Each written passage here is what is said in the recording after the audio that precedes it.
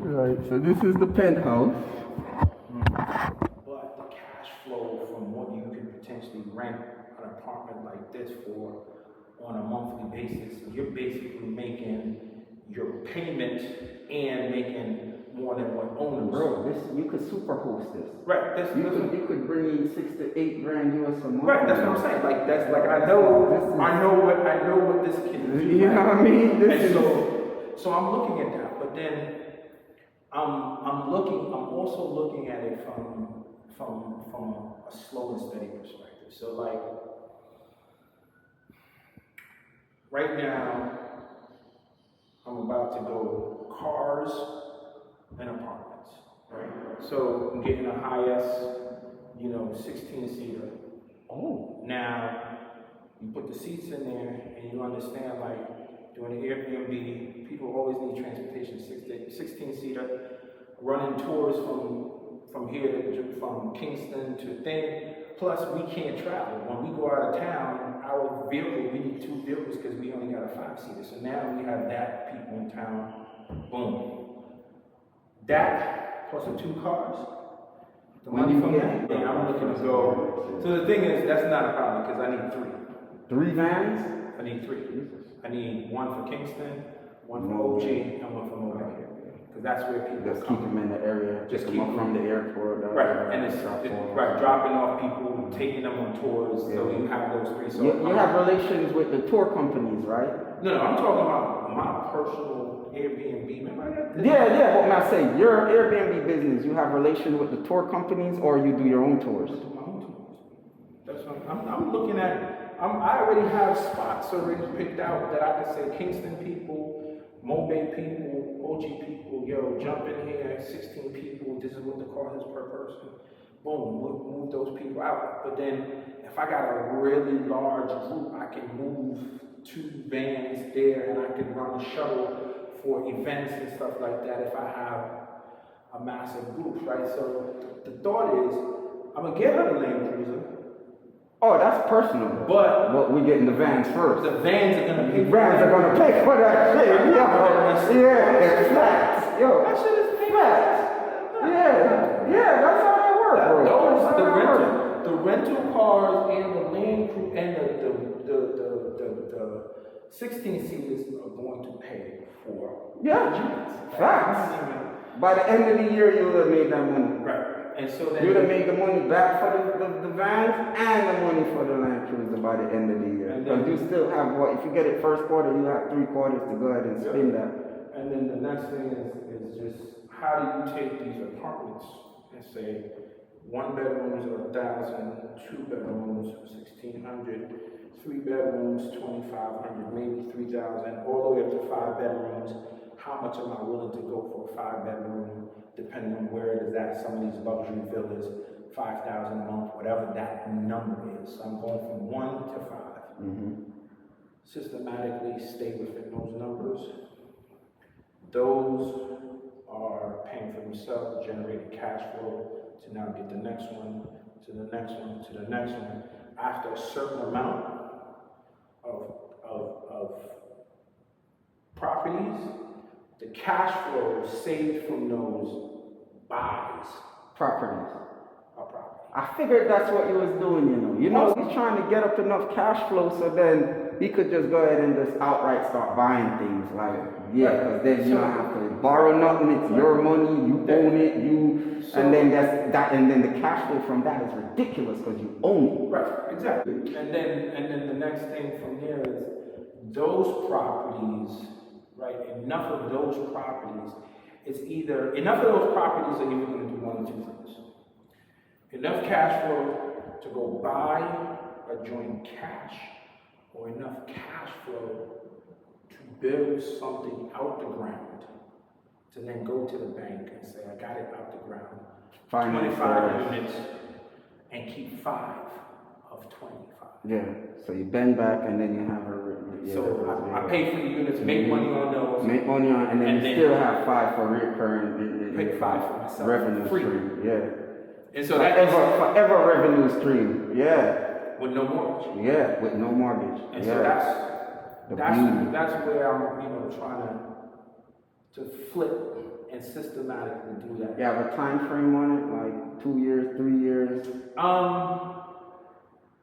It's all in the model. So the model is going to tell you when you can hire, how many units you can buy, kind of, you know, I know right now 1.6 million US gets you out the ground for 40 unit apartment complex. Like that's essentially like around maybe 2 million right now, because when I looked at that number right now. when I see, so that's what I'm looking at. Like I know I can raise money, but I'm not even looking to raise money on the complex side. I'm raising money on the rental side. Yeah, so that's where the money is. Right. I want to come to you as a person like this is putting this project together and say, you have 16 units. Out of those 16 units, if, you know, let's say there's 5 on each floor, I want these 2 floors. So you're selling, said the floors. right. It's like you want the 2 floors. So whoever you're selling them to, you can go, as you're pre-selling them, you can go to that individual and say, I already have a renter for your units, right? And everybody on these floors that you're selling to, you tell them, look, this is the floor that is going to be rented for your Airbnb. And that way now, I don't have to worry about individuals that are actually living and complaining about people coming and just going. us, that's our floor. Right, and at a certain point, if you making money, you have to figure out where to put that money, else you are going to pay taxes on that money. So you have to figure out how do you invest that money, even if it's not making you no money. Think about this, like, do you want to give away 20 million US to government and taxes as opposed to buying something, even if you're not making no money on it? Because you now own that asset, and even if you got to make payments on it, that's depreciating over a period of time, and it's bringing down your income. So you got to look at it from that perspective. So, you know, as you start to kind of move through and look at how you do that stuff, it's a whole different program. Yeah, man, it's a different program, man. It's a different program. But many of us would love to have that problem. I would love to have that problem. Let me tell you something. Please bring that challenge on. Let me tell you let me tell you something right now. Let's step outside so we can right? Let me tell you something right now.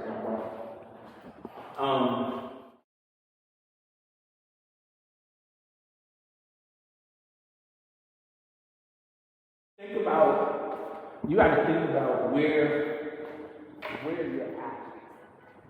You got to think about where you're at and where you're going, right? If you think about your situation right now, from where you started with the store, going into the operations over at Tasties, coming back into real estate with Sagicor, and then going from Sagicor to Keller Williams, right? When you started that back over, you do that, you get in some consistency on the real estate side, and you're consistently investing in tools, cameras, drones, vehicles. So now you have the tools to kind of scale in that business. You understood? First it was just being able to show enough places, now it's listings.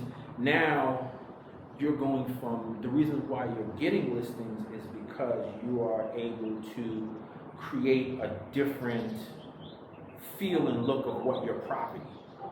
Like you can come here and be like, yo, drone up, zoom, boom. Like before you, like if you are, and if you haven't done this already, let's say you didn't have this property and you were trying to use my coworkers, right? No, hold on, let's say you didn't have this listing, you were trying to get this listing, right? You can fire up a drone, push it up, take a picture of the whole construction site, and then go to a developer and like, this is what I could do for you, right? This is what I could do for you. Look at my other places, this is what I could do for you. I can help you sell this because one, you and your team, because you don't do nothing. You don't do the drone. You got a whole team. You got a team that does that for you, because I'm too busy doing the other stuff, but my team is gonna fly the drone over, put this video together, and do a small presentation, boom. Then you come through with the 3D walkthrough of what that is. That 3D walkthrough is you showing properties without even showing properties. Without even showing properties, mind you. Because you get to see that 360 and all of that other stuff. Like, you know, but you're absolutely correct though, bro. The growth and investing in yourself and investing in the equipment that you need, because one of the things that kind of slow things down is when you have to depend on others. You don't have your own equipment. You have to go rent. You have to hire somebody. They BS you.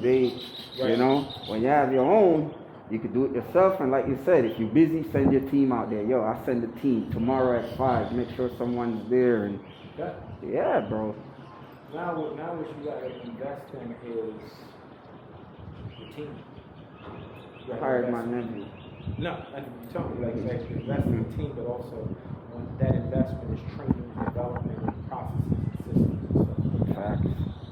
That's gonna help. And that's the thing. I refused to hire people before because I didn't have the systems in place. Now that the systems are in place, the laws are worked out, and there's revenue streams, I can hire with confidence. I could hire and say, this is what I need you to do, because I know here's the system. This is my system. And I can give you a manual and say, follow that, and you can't lose. And then I could fall back confidently and just delegate. Are you doing your manuals? Are you actually...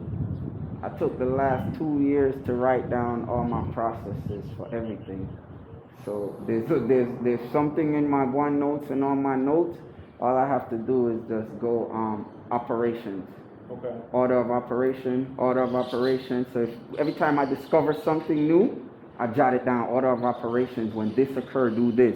Order of operations. Social media, it should go up by this time because of this. And then it's always an explanation as to why something is not just do it this way, but do it this way because of this. Yeah, brother. This is part of the process right now. Is who do you have around you to be able to share ideas with you, and how do you kind of do certain things? Like right now, I'm giving you this information, but by the time we sit down, enough of it gonna change. You going? Yeah. Well, not even that, but by the time we look, when I look at it, like I'm looking to do certain things on the content creation side, which you already mastered. You have a drone, digital camera, lighting, DSLR, all of that stuff. And so, what are the pieces that I need to put together, 3D videos, like all of that stuff? I want to be able to do that. So you're doing a very important part that I need from a standpoint of when I'm doing an Airbnb property, I need to photograph that property, and if I could get a 3D video that I can put on a YouTube channel, so that I can send people to the YouTube channel to give them a virtual. That's exactly what I do. And so that's now, why I do as you said, the more I put that, the more properties I put up there, and I can send you that link of that property, and you do that virtual tour.